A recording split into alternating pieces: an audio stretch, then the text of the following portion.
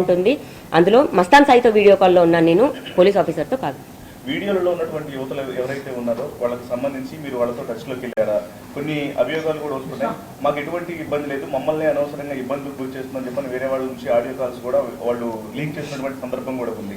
అమ్మాయి మిగతా బాధితులతో కూడా వాళ్ళు మాట్లాడారా? వాళ్ళ రెస్పాన్స్ ఎట్లా ఉంది, ఏమనిపించింది, ఏం చెప్తారు? ఇప్పుడు అక్కడ మీరే అన్నారు ఇప్పుడు మిగతా బాధితులని, మరి అదే మస్తాన్ సాయి ఓన్లీ ఒక అమ్మాయి ఇద్దరు అమ్మాయిలు అని మీరు అంటున్నారు. మరి అందులో ఉన్న వైఫ్ వాళ్ళ గర్ల్ ఫ్రెండ్ ఇదే అయితే మరి మిగతా బాధితులు ఉన్నట్టే కదండి. మరి ఆ బాధితుల్ని బయటికి రమ్మనండి, బయటకు వచ్చి చెప్పమనండి, నేను కూడా ప్రూవ్ చేసుకుంటాను.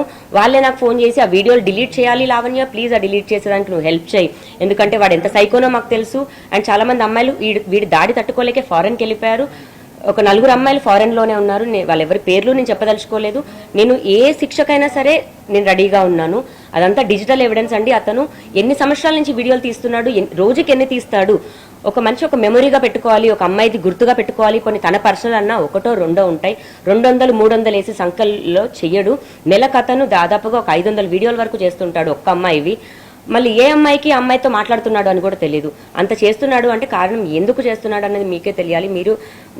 మీరు లావణ్య గురించి కాకుండా మస్తాన్ సాయి వీడియోలు ఎందుకు చేస్తున్నాడు దయచేసి ఒక క్వశ్చన్ అడిగితే ఆ రోజు లావణ్యది ఏం లేదు అని అర్థమవుతుంది. మస్తాన్ సాయి అసలు డ్రగ్స్ ఎక్కడ నుంచి తీసుకొస్తున్నారు, దాని వెనుక ఏమైనా కన్సల్ట్ అయ్యేవారా? మీరు కూడా చాలా పార్టీలకు వెళ్ళారు కదా, ఆ డ్రగ్స్ ఎక్కడ నుంచి తీసుకొస్తున్నారు? ఇప్పుడు అతను రిలీజ్ అయిన పార్టీస్లో ఎందులో కూడా నేను లేనండి. అతను అది పాస్ట్ లైఫ్. అందులో అతని భార్యతో సహా అతని మిగతా వాళ్ళ ఫ్యామిలీ మెంబర్స్తో సహా ఉన్నారు. మస్తాన్ సాయి కూడా నేనే అలవాటు చేశానని చెప్తున్నారు. అవన్నీ 2014 నుంచి ఉన్న వీడియోస్. 2014 నుంచి వాళ్ళు డ్రగ్స్ చేస్తున్నారు. మొన్నటికి మొన్న 150 130 గ్రామ్స్ ఎంతో తీసుకొచ్చి మా ఇంట్లోనే పెట్టాలి అని చాలా ఆడియోస్ వచ్చాయి. మా ఇంట్లో ఎలా పెట్టాలి, ఎలా ఇరికించాలి అని. అంటే జస్ట్ బికాజ్ నేను బయటకు వచ్చి కేసు చేశాను అన్న దాంట్లోని డ్రగ్స్ అన్ని మా ఇంట్లో పెట్టాలి అని ప్లాన్ చేశారు. ఆ బస్ డీటెయిల్తో సహా పోలీసు వారి దగ్గర ఉన్నాయి. ఆ రోజు డ్రగ్స్ వచ్చాయి, హైదరాబాద్కి కూడా డ్రగ్స్ వచ్చాయి. 137 గ్రాములు డ్రగ్స్ వచ్చాయి హైదరాబాద్కి.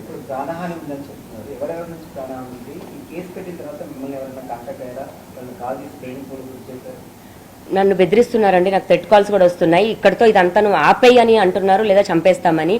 ఆఖరికి వాళ్ళ ధైర్యం కూడా అదే అండి. రాజ్ తరుణ్ ఉండగా ఈ అమ్మాయి బయటికి రాదు అని. ఎందుకంటే సినిమాకి సంబంధించిన ఒక వ్యక్తి అతను కెరియర్ కోసం లేదా పరువు కోసం ఉంటాడు. అలాంటి వ్యక్తి ఉన్నప్పుడు ఈ అమ్మాయి బయటికి వచ్చి రాదు అని నన్ను ఎంతైతే టార్గెట్ చేశారో, రాజ్ తరుణ్ ఉన్నా కూడా నేను నా కోసం అంతే స్టాండ్ తీసుకొని బయటకు వచ్చి ఫైట్ చేశానండి.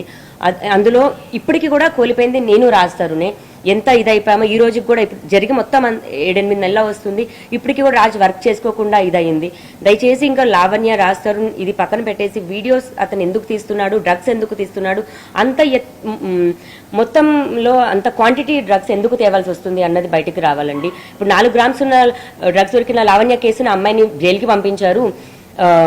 మాది 35 గ్రాముల డ్రగ్స్ నన్ను యూజర్గా వేశారు అని అంటున్నారు. అంటే లావణ్యకు ఒక న్యాయం, మస్తాన్ సాయికి ఒక న్యాయమా, లేకపోతే అక్కడ పోలీసులకు డబ్బులు ఇచ్చి చేపిస్తున్నారా, వాళ్ళు ఏ విధంగా చేస్తున్నారన్నది మరి బయటికి రావాలి.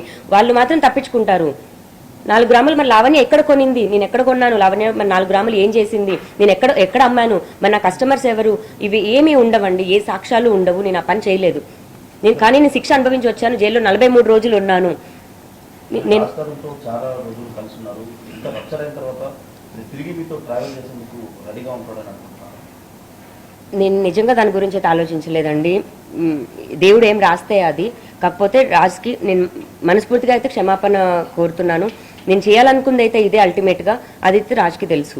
మీరు చెప్తున్నారు, మీరు ఆయన ట్రీట్ చేస్తున్నారు, కానీ ఆయన రియలైజ్ అయ్యే పరిస్థితి ఉంటుంది అనుకుంటున్నారు మీరు? అంటే మీకు తెలుసు, అది మీకు చాలా దగ్గర నుంచి అనిపిస్తుంది. ఖచ్చితంగా అండి. అతని మనస్తత్వం నాకు తెలుసు. కాకపోతే ఈ రోజు కాదేమో, 1 సంవత్సరం పట్టొచ్చు, 10 సంవత్సరాలు పట్టొచ్చు. ఒక రోజు అన్నదైతే మనిషికి ఆలోచన వస్తుంది, మారుతాడు. బట్ ఎప్పటికైనా సరే నా రాజే.